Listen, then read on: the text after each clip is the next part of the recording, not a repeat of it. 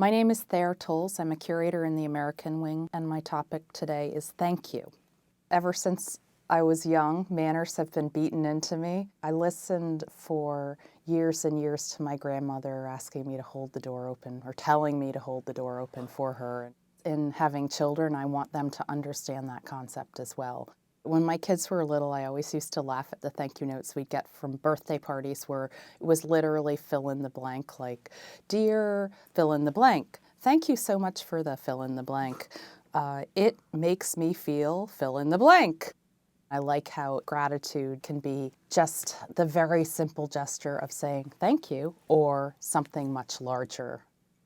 Sometimes it seems to me that the thank you is disproportionate to the actual gift received.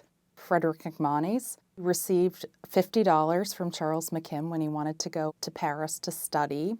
McKim received, as a thank you gift, a life-size bronze sculpture, which to me seems really disproportionate in generosity. I'm very interested in the stories that are associated with the objects that express gratitude.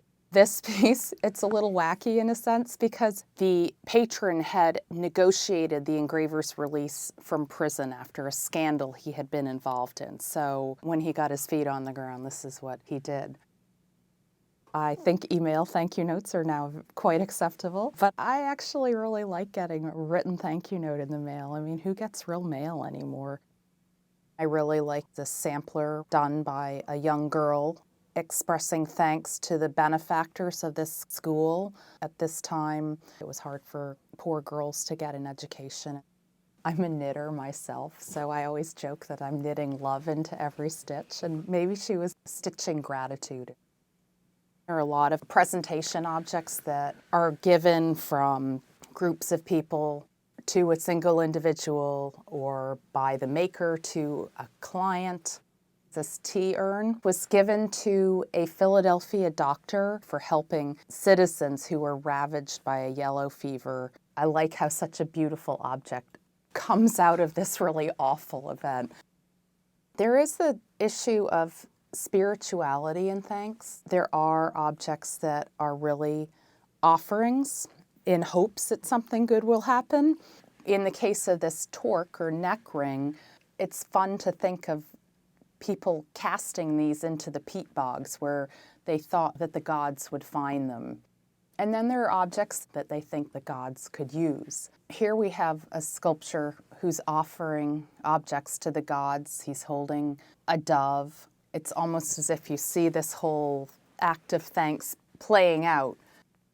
A very interesting story is the case of Mary Cassatt's Lady at the Tea Table. She made this portrait because the Riddle family had given the Cassatt family this tea set as a gift, but this was a thank you gift that was rejected. As a matter of fact, the sitter's daughter thought her mother's nose looked too big and gave the portrait back.